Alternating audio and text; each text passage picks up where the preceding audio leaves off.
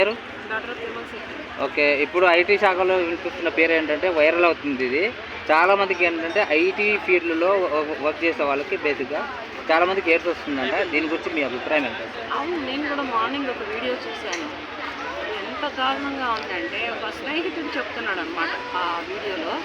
Friend అంట అతనికి, ఇతను ఐటీల శాఖలో ఉద్యోగం చేస్తున్నాడంట. సారు ఇంటికి పిలిపించుకునేవాడంట.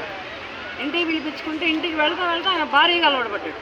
మరి ఆయన భార్యకి ఎక్కడి నుంచి ఉందో ఈ ఎయిడ్స్ రోగం తెలియదు, కానీ ఆవిడతో పాటు ఆ శాఖలో పనిచేసే వాళ్ళకి మొత్తానికి తగిలిచ్చిందాం. ఈ అబ్బాయికి ఒకటికే కాదు, పెళ్లి చేసుకున్నామని పెళ్లి సంబంధం, ఐటీ కదా, లక్షల్లో శాలరీలు ఉంటాయి కదా, సాఫ్ట్వేర్ అని ఆశపడి పెళ్లి సంబంధానికి ఒప్పుకున్నారు. ఒప్పుకున్నానంటే యూట్యూబ్లో హల్చల్ చేస్తుంది కదా ఐటీ శాఖలో వాళ్ళకి హెచ్ఐవి వస్తుందని. ఇది చూసుకునేటప్పటికి ఏమైందంటే, ఒకసారి మనం పలానా దగ్గరికి వెళ్దాం అని కాబోయే అమ్మాయి తీసుకొని పోయి, నీ బెడ్ శాంపిల్ కావాలి నాకు, కానీ నాకేమీ చెడు అలవాట్లు ఏం లేవు కదా, మందు గుట్కా మటుకా సిగరెట్ పొగరెట్ ఏం లేదు కదా, మంచిగానే మంచి హెల్తీ బాయ్ కదా అని బ్లడ్ శాంపిల్ ఇచ్చాడు. అది హెచ్ఐవికి పంపిస్తే హెచ్ఐవి పాజిటివ్ వచ్చింది. జిందగీ కథ అయిపోయింది జీవితం. ఇంతకు ముందర ఈ హెచ్ఐవి రావాలి అంటే ఏ రిక్షా తొక్కునేవాడికో, ఆటో నడుపుకునేవాడికో, లారీ డ్రైవర్కో, ఎక్కడెక్కడో ఈ పేద బిక్కి అందరికి వచ్చేది. వాళ్ళకి ఇక మందులు లేక ఆ టైంలో చనిపోయిన దాఖలు లేకపోలేదు ఆ వ్యాధితోటి. కానీ ఇప్పుడు మళ్ళీ అది హెచ్ఐవి అనేది విజృంభిస్తుంది అంటే, ఇంత చదువుకొని వీళ్ళు ఇంత జ్ఞానులై ఉండి తల్లిదండ్రులు ఐటీ శాఖల దాకా చదివించి లక్షల శాలరీలు సంపాదిస్తూ ఇంత అజ్ఞానంగా ఎలా ఉన్నారు? ఇలాగా లేట్ మ్యారేజీలు కూడా కొంత కారణం దీనికి కూడా. ఎప్పుడైనా సరే లేట్ మ్యారేజీలు అవుతుందంటే ఏ అబ్బాయి అయినా ఎవరికొకరికి అలవాటు పడతాడు, ఏ అమ్మాయి అయినా ఎవరికొకరికి అలవాటు పడుతుంది. ఆ అలవాటులో జరిగేటటువంటి పొరపాట్లే ఈ జీవితాలను ఇలా వేసుకెళ్ళిపోతున్నాయి. ఇప్పుడు ఏమన్నా ఐటీ శాఖలో అమ్మాయిల్ని అబ్బాయిలకి ప్రతి ఒక్కడు మేము సాఫ్ట్వేర్కి ఇస్తాం. వైజాగ్లో అయితే ఎంతమంది ఆడపిల్లలు ఉన్నారంటే ప్రతి ఒక్కళ్ళు సాఫ్ట్వేరేనంట.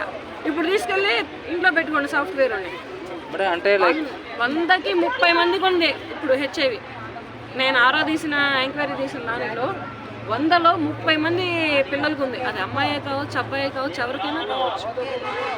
అంటే చాలామంది ఏంటంటే హైదరాబాద్కి రావడానికి కారణం ఏంటంటే ఐటీ ఫీల్డ్. ప్రతి ఒక్కరు ఏంటంటే జాబ్, నేను సాఫ్ట్వేర్ జాబ్ చేయాలి, అక్కడ డబ్బులు ఎక్కువ వస్తాయి అనేది చాలామంది ఇక్కడికి వచ్చి ఈ ఫీల్డ్లో జాయిన్ అవ్వడం. సో ఇది అలవాటు ఇక్కడి నుంచి వస్తుందా ఏంటనేది.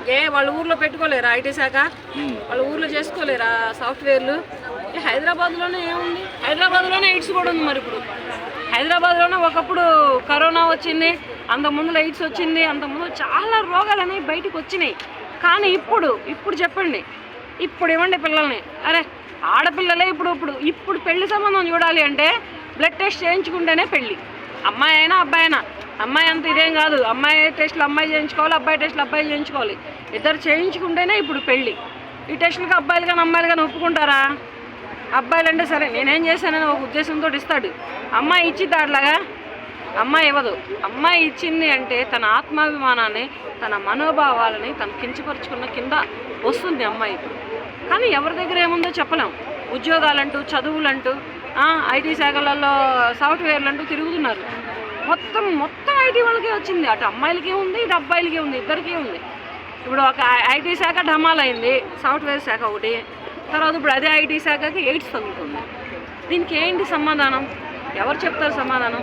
అరే బాబు, అరే తల్లి, మీరు కాస్తంతైనా జాగ్రత్త తీసుకోవద్దా? సేఫ్టీ చూసుకోవద్దా? ఇలా ఎలా పడితే అలా ఎలా కమిట్ అయ్యారు మీరు? కమిట్ అయిపోయాం ఎవరికి తెలియదులే, ఎవరినో ఒకరిని పెళ్లి చేసుకునే దగ్గరకు వచ్చేటప్పుడు ఎవరినో ఒకరిని మోసం చేయొచ్చులే అనే ఉద్దేశానికి వెళ్ళారా?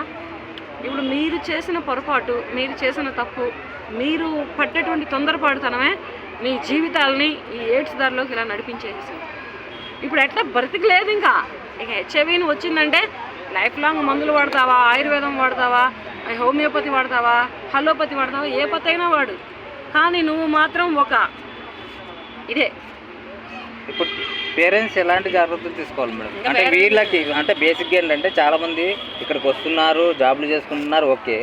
కానీ వీళ్ళకి అంటే చెప్పేవాళ్ళు లేక ఇలా చేస్తున్నారా ఏంటి? చెప్పేవాళ్ళు లేక ఏముంది? ఇప్పుడు ఉద్యోగాలకు వచ్చారు, అమ్మ ఉంటుంది వెనక మార్లా, నాన్న ఉంటున్నాడు వెనక మార్లా, ఎవరితో తిరుగుతుందో చూడటానికి, ఎవరితో పోతున్నాడో చూడటానికి తమ్ముడు ఉంటున్నాడా, అక్క తమ్ముళ్ళు ఎవరైనా ఉంటున్నారా, ఎవరితో పోతున్నాడో ఎవరితో మాట్లాడుతుందో ఏంటో తెలియడానికి లేదు కదా. లేనప్పుడు ఏంటంటే ఉద్యోగాలు చదివించాం కదా, ఉద్యోగం, మా పిల్లల మీద మాకు నమ్మకం ఉంది అని ఒక ఓవర్ కాన్ఫిడెన్స్ తోటి వీళ్ళు వేరే రాష్ట్రాలకి వేరే ఊర్లకి ఉద్యోగాలకి పంపిస్తున్నారు. కానీ ఇది ఏమవుతుందంటే వీళ్ళు ఇక్కడికి వచ్చి ఈ ఐటీ శాఖలో జాబుల్లో చేరి సాఫ్ట్వేర్ జాబులు చేసుకుంటూ ఇలా తొందరపాటు పనులు చేసుకొని జీవితాలు ఎంత ఆగం చేసుకుంటున్నారంటే నాకు అసలు నిన్న ఇవాళ ఇట జరుగుతుందని తెలిస్తేనే మైండ్ అనేది రఫ్ అయిపోయింది నాకు. ఇప్పుడు మళ్ళీ ఒక 30 ఏళ్ళ తర్వాత మళ్ళీ ఎయిడ్స్ తగులుకుందా?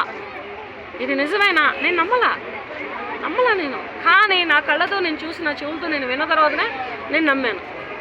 చూడండి అమ్మా, యువత ఇకనైనా మేలుకోండి, మీ జాగ్రత్తలు మీరు తీసుకోండి. అమ్మాయిలు అబ్బాయిలు పేరెంట్స్ కూడా ఒకటే చెబుతున్నా, లేట్ మ్యారేజ్లు కూడా ఇటువంటి చావులకి తోవ తీస్తానే ఉన్నాయి. లేట్ మ్యారేజ్లు, మా అమ్మాయికి అవి కావాలి, మా అబ్బాయికి ఇవి కావాలి అనే అత్యాశలకి ఈడ్లు గాట్లకి పోయారనుకో, ఆఖరికి వచ్చేది ఇటువంటి ట్రాకే ఎక్కుతున్నారు పిల్లలు. ఈ ట్రాక్ ఎక్కడం బెటరా, లేకపోతే ఏదో ఒకటి చూసుకొని పెళ్లి చేసుకోవడం బెటరా? వైవాహిక జీవితం లేకపోబట్టే కదా ఇటువంటి తప్పుడు దారి పడుతున్నారు వీళ్ళు. అదే పెళ్ళయి భర్త ఉండి పిల్లలుండి భార్య ఉండి పిల్లలుంటే తప్పుడు దారి పట్టరు కదా. లేదు, 30 ఏళ్ళు 40 ఏళ్ళు పెళ్ళిళ్ళు కాకపోతే వీళ్ళు ఇటువంటి ట్రాక్, రాంగ్ ట్రాక్ ఎక్కకపోతే రైట్ ట్రాక్ ఎక్కుతారా? ఎక్కడ ఎక్కుతారు రైట్ ట్రాక్? ఎవరికి ఎంత చెబుతున్నా ఎవరికి ఏం అర్థం కావట్లా. అదేంటంటే మా అమ్మాయికి సాఫ్ట్వేర్ కావాలి. ఇప్పుడు సాఫ్ట్వేర్కి వాడి దగ్గర ఏముందో తెలియదు, వాడు ఒప్పుకుంటాడో లేదో తెలియదు. వాడు ఒకవేళ బ్లడ్ టెస్ట్కి ఒప్పుకున్నా నీ కూతురు కూడా ఒప్పించాలా? ఒప్పిస్తావా? నీ కూతురు ఆత్మాభిమానాన్ని నువ్వు దెబ్బతీస్తావా? తీయలేదు కదా. తీయలేనప్పుడు ఏం చేస్తావు? నీ కూతురు నీ ఇంట్లోనే పెట్టుకుంటావు. చాలా అంటే చాలా భయంకరంగా ఉన్నాయి ఇవి. ఇంత ముందులో ఎక్కడో ఊరు చాలా అంటే చాలా మాస్గా వచ్చేదన్నమాట ఈ ఎయిడ్స్ రోగం అనేది. ఇప్పుడు అట్లా లేదు. ఇప్పుడు క్లాసు చదువుకున్నోడే తగులుకున్నాం. అదే అన్నమాట, చదువుకున్నాడు అంటే అంత ఇష్టమే. అంతేకాకుండా ఇప్పుడు తెలంగాణ తాజా నివేదిక ప్రకారం అయితే టాప్ 2లో ఉందండి.